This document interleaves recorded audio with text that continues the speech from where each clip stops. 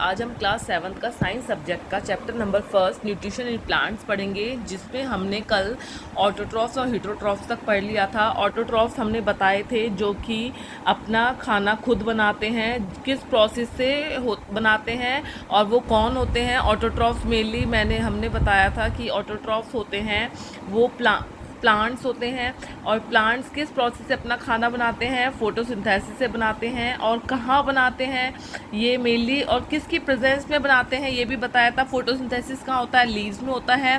Chlorophyll चाहिए होता है, जिसके लिए क्लोरोफिल ग्रीन कलर का होता है, और एयर में से ये CO2 ले लेते हैं, और वाटर और मिनरल्स कहाँ से लेते हैं, रूट एब्जॉर्व कर लेती है। इन सब से मिलकर या इन सब की प्रेजेंस में ये अपना खाना बनाते हैं, पत्ती में बनाते हैं, और पत्तियों को हमने फूड फैक्ट्रीज भी कह दिया था। अच्छा, अगर आप अब ये बताइए, अगर फोटोसिंथेसिस ना हो, फोटोसिंथेसिस अगर नहीं होता है तो क्या हो। अगर फोटोसिंथेसिस नहीं हो तो खाना ये जो प्लांट्स है वो अपना खाना नहीं बना पाएंगे। नहीं होता है तो अपना जो ये प्लांट्स है ये अपना खाना नहीं बना पाएंगे, प्लांट फूड नहीं बना पाएंगे अपना, प्लांट्स है ना। और जो भी जो प्लांट्स के ऊपर लिविंग ऑर्गेनिज्म या ह्यूमन बींग्स डिपेंड हैं, एनिमल्स भी डिपेंड हैं इस पर अपने खाने के लिए। तो अगर खाना ही नहीं बनेगा तो ये ह्यूमन बींग्स और ये एनिमल्स कहाँ से अपना खाना ले पाएंगे, ठीक है। और आपने देखा, और हमारे लिए ह्यूमन बींग्स के लिए और लिविंग बींग्स के लिए, एनिमल्स के लिए ऑक्सीजन बहुत रिक्वायर्ड होती है, या सर्वाइवल गैस है। अगर यही नहीं बनेगी और तो फिर फोटोसिंथेसिस नहीं होगा तो ऑक्सीजन भी नहीं मिलेगी। तो इसीलिए फोटोसिंथेसिस बहुत ज़रूरी है, जो कि इसमें किसकी प्रेजेंस में बताया था आपको, सनलाइट की प्रेजेंस में बताया था, वाटर मिनरल्स और CO2 के प्रेजेंस में होता है। तो अगर फोटोसिंथेसिस नहीं होता तो पूरा जो हमारी फूड चेन है, जैसे ह्यूमन बींग्स हैं या एनिमल्स हैं, वो इनडायरेक्टली क्या होंगे, अफेक्टेड होंगे, उनको ऑक्सीजन नहीं मिलेगी, और हमारा जो अर्थ पर कोई भी लाइफ नहीं रह जाएगी, ठीक है। अब आपको बताते हैं कि ये जो प्रोसेस होता है फोटोसिंथेसिस का किस तरह होता है, इसकी रिएक्शन क्या होती है। सिंथेसिस जो होता है, जब प्रोसेस होता है तो इसके दौरान क्या होता है, जो क्लोरोफिल होते हैं, जो सेल्स होते हैं जिसमें कि क्लोरोफिल होते हैं, उसमें क्या होता है, क्लोरोफिल कहाँ होते हैं, सेल्स में होते हैं, लीव सेल्स में होते हैं, ठीक है। अब जब ये फोटोसिंथेसिस हो रहा है, किसकी प्रेजेंस में हो रहा है, सनलाइट की प्रेजेंस में, कार्बन डाइऑक्साइड की प्रेजेंस में, वाटर और मिनरल्स की प्रेजेंस में हो रहा है, ठीक है। अब ये सब जब ये रिएक्शन, अगर हम इसको लिखेंगे कि रिएक्शन कैसे करते हैं, तो आप इस तरह से लिख सकते हैं इसको, कार्बन डाइऑक्साइड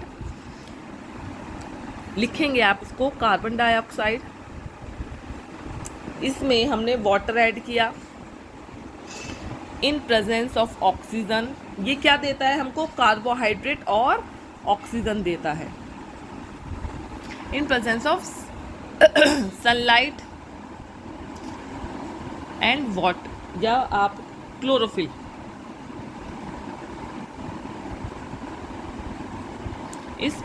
इनकी प्रेजेंस में कार्बोहाइड्रेट प्लस हमें ऑक्सीजन देता है। तो हमारी जो रिएक्शन होगी वो इस तरह होगी, हम इसको लिख सकते हैं CO2 plus H2O gives carbohydrate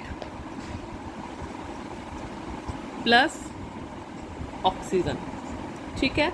ये हमारा रिएक्शन है जिसमें कार्बन डाइऑक्साइड और वाटर किसकी प्रेजेंस में, सनलाइट और क्लोरोफिल की प्रेजेंस में कार्बोहाइड्रेट और ऑक्सीजन का फॉर्मेशन कर रहे हैं। CO2 H2O plus gives carbohydrate plus oxygen. Oxygen क्या है, सर्वाइवल गैस है।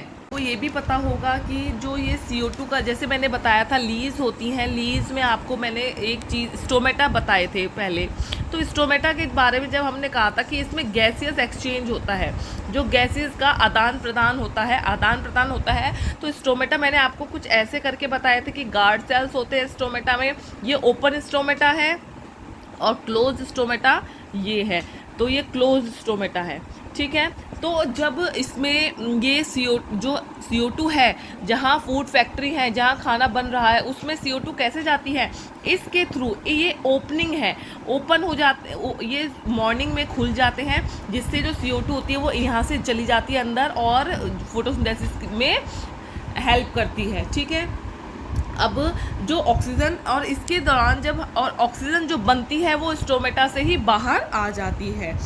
अगर जो हमारे कैसे हमको पता चलेगा कि फोटोसिंथेसिस हो रहा है? लीव्स में स्टार्च की प्रेजेंट, अगर हम स्टार्च का टेस्ट करेंगे लीव्स में, तो हमको टेस्ट करेंगे तो ये पॉजिटिव आएगा। इसका मतलब है कि फोटोसिंथेसिस हुआ है लीव में। अगर नहीं आता तो फोटोसिंथेसिस अभी नहीं हुआ है लीव में, ठीक है।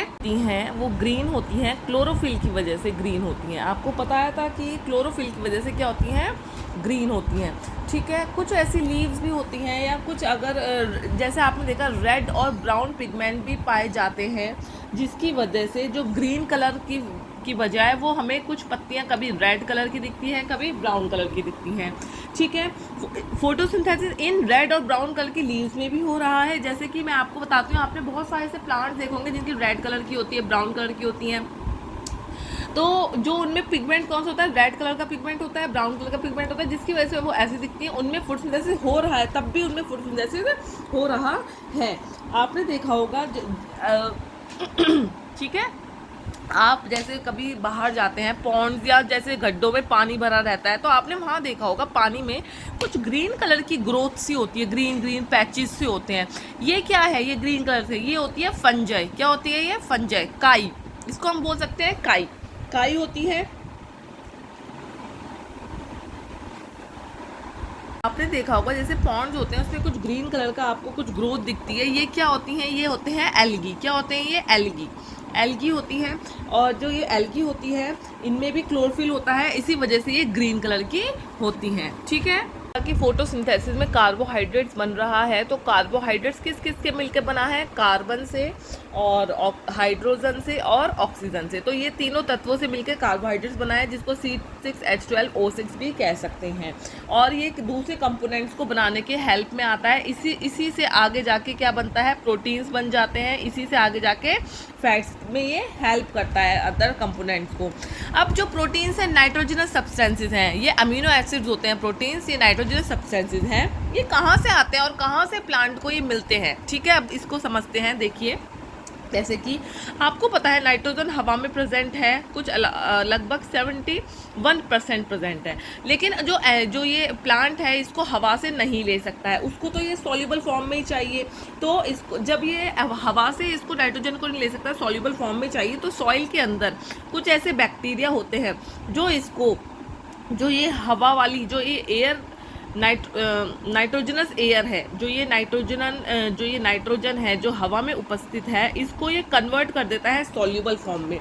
ये क्या कर देता है? यूजेबल, और इसको कन्वर्ट करता है गैसियस फॉर्म में या सॉल्युबल फॉर्म में, जिससे कि जो प्लांट है उस सॉल्युबल फॉर्म को, किसकी? नाइट्रोजन को, ये इसको एब्जॉर्व कर देते हैं, ये एब्जॉर्व कर लेते हैं, है ना।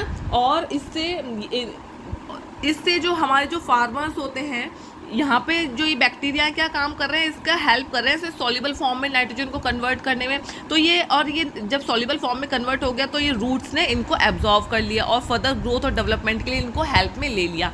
अब जैसे कि आपको देखा है कि जो कार्बोहाइड्रेट्स होते हैं, प्रोटीन्स होते हैं, अमीनो एसिड्स होते हैं, नाइट्रोजन होता है, ये नाइट्रोजन की खाद जो फार्मर्स लगाते हैं, किस लिए लगाते हैं? जैसे उनकी जो फील्ड यील्ड है, जो उनकी फसल है ज़्यादा से ज़्यादा हो। अगर जब वहाँ पे बैक्टीरिया होगा सॉइल के अंदर, तो ये बैक्टीरिया ही क्या मदद करेगा? फार्मर्स की मदद करता है, और फार्मर्स को कम नाइट्रोजन की खाद लगाने की ज़रूरत होती है। क्योंकि आधा काम तो वो बैक्टीरिया जो सॉइल में प्रेजेंट होता है वही फार्मर का कर देता है। वही क्या कर देता है? नाइट्रोजन को सॉल्युबल फॉर्म में या गैसेस फॉर्म में कन्वर्ट करके सॉइल में प्रोवाइड करा देता है, और उस सॉइल से जो वो है प्लांट्स हैं उसको एब्जॉर्व कर लेते हैं। तो आधा काम तो बैक्टीरिया ने ही सॉइल कर दिया। तो ये क्या होगा? इसका हेल्पर होगा, एक तरह से फ्रेंड हो गए फार्मर के।